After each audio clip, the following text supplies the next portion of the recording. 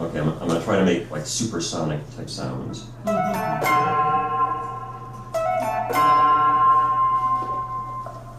Is that spooky? Yeah. That's awesome.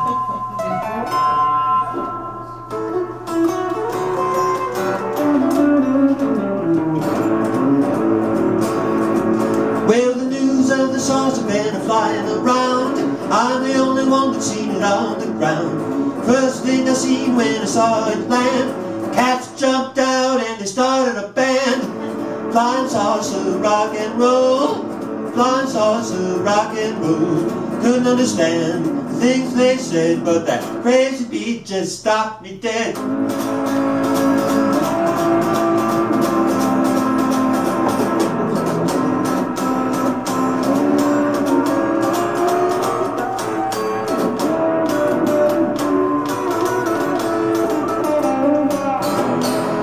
Well, the little green men, they were real half cats, rocking and rolling to the crazy flats. They brought out a sax and they started to blow, brought out the drums and they started to roll.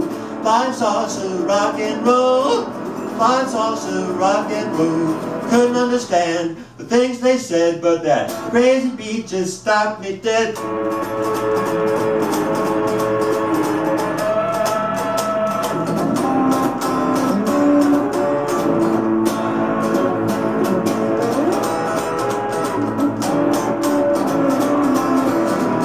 Well, I came out of hiding, I started to rock. The little green men taught me how to do the bop. They was 3 foot high, hit a few bars, brought the rock and roll all the way from Mars. Woo! Flying saucer rock and roll, flying saucer rock and roll. Couldn't understand the things they said, but that crazy beat just stopped me dead.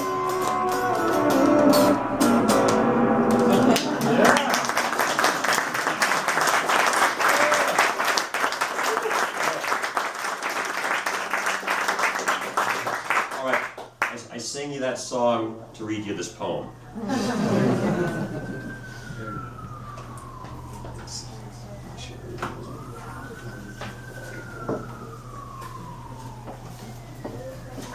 It's entitled A Controversial Poem.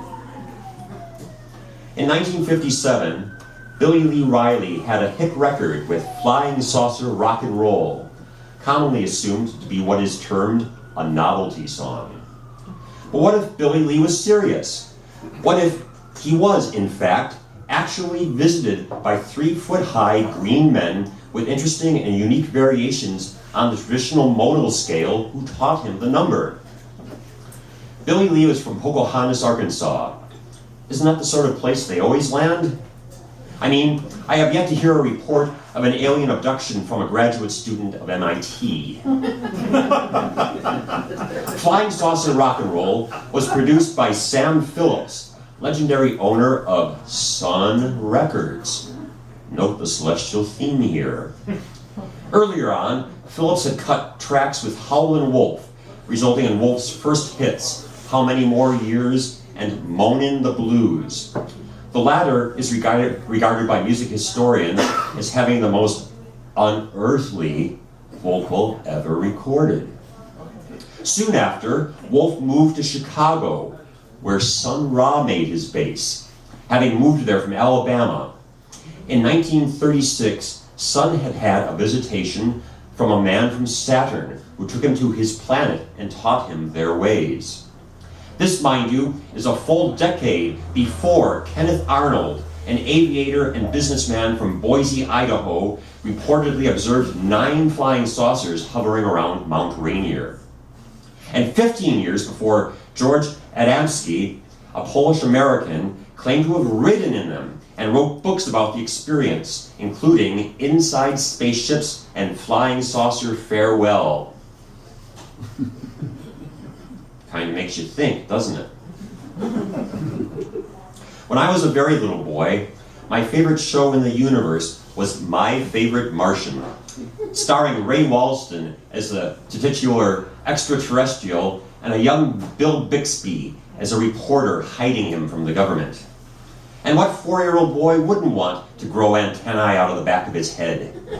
turn invisible at will, communicate telepathically with dogs and goldfish, levitate toast across the kitchen to his plate, and live in an apartment over a garage in LA, which seemed infinitely more glamorous than living in a ranch house in Ontario, New York, even then to my kindergarten brain.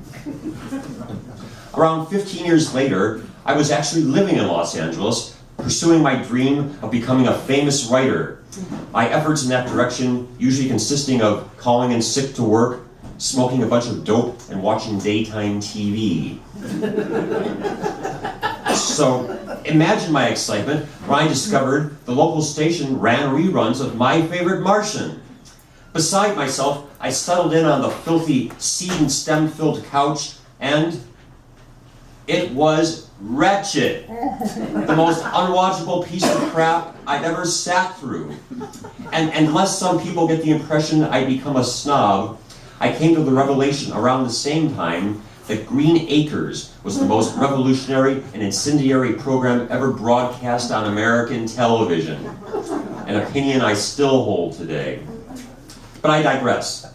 The point I want to make is that, disappointing as some trips down memory lane proved, the enjoyment of listening to Rocket 88, Cosmic Tones for Mental Therapy, Astronomy Domine, and even After the Gold Rush, with Neil's silver spaceships flying through the yellow haze of the sun, has never diminished, both with and without chemical enhancement. Draw your own conclusions. Because who the hell doesn't want to be an alien? Oh yeah, I remember now. Most everybody. Normal people. It's the misfits of the world that are possessed by an indescribable urge, a bottomless need to be the other. That being that they are not, because the place where they find themselves simply will not do at all. Society frowns on this, which sometimes manifests itself in pathological pitchfork and torchlit hatred, but more often in a pursy-lipped disapproval. You don't really want to do that, do you? Or, being a Martian is fine, but how will you make a living? It's like the joke my father never tires of telling me, even though I'm in my late 50s. What's the difference between an engineering, physics, and English major? The engineering major asks, how does it work? The physics major asks, why does it work? The English major asks, would you like fries with that?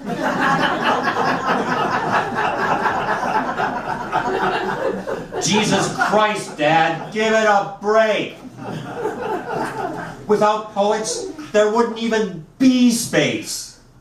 It would all just be a bunch of dust and rocks swirling around the infinite dark, dirty vacuum cleaner bag of your arid soul. It's poetry, not sequential equations that make us look at the stars with hope, awe, and wonder.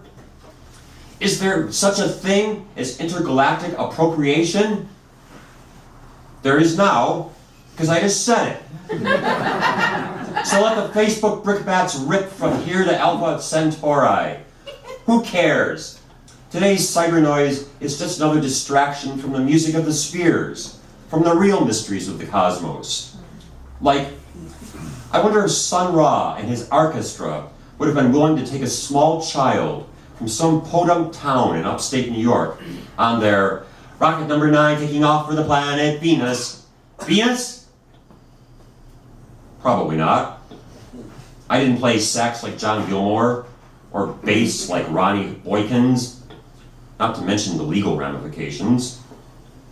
It doesn't matter, really, because a whole lot of us are stowaways on that ship, and by this time have traveled so long and far, there is no going back, even if we wanted to.